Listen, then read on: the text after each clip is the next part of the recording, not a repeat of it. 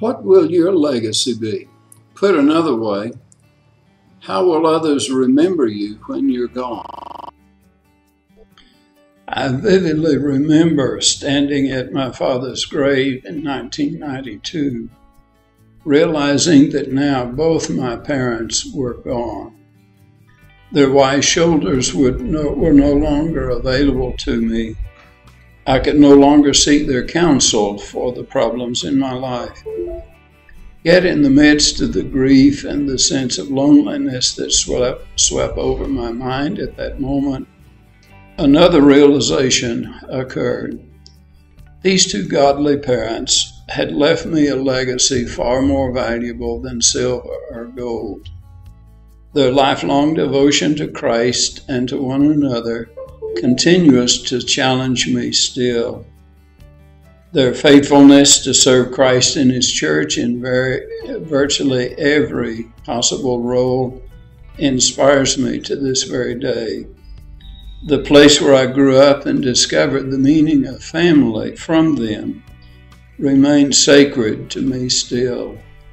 This is the legacy that Pete and Ethelene Cranford left to me upon their departure to heaven.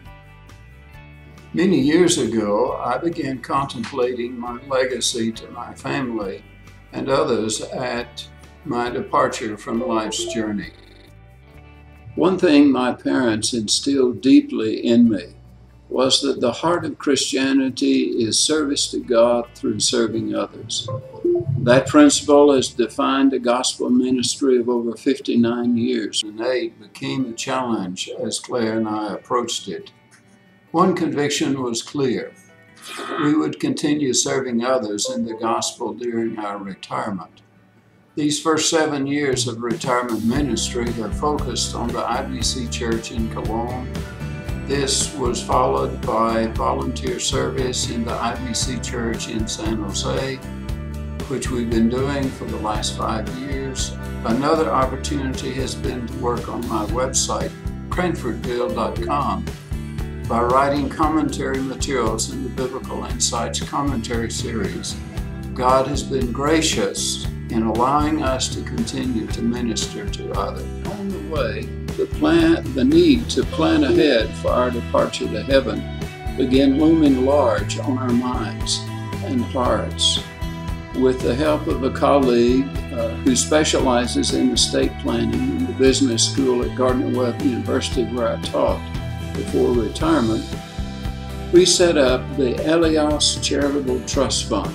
Upon our passing, 50% of all of our estate will go to the IBCM in order to help further the cause of Christ through the work of the convention. In the process of setting this up, the conviction from the Lord came that I also needed to honor my father and mother through this. Thus, my share of the mineral rights on their place will become the property of the IBCM upon our passing. The royalty income from the gas and oil mineral rights will continue supporting the work of the convention. I can't help but think that these parents who had a deep love for missions smile greatly at this action down from heaven that will continue to perpetuate their legacy for the cause of Christ as well. The trust fund now will enable us to continue having an active witness after our passing, and it also gives a voice of continuing witness for our parents as well. Legacy. Something important to think about. Including the convention in your will is one important way to continue a legacy of Christian service. What will your legacy be?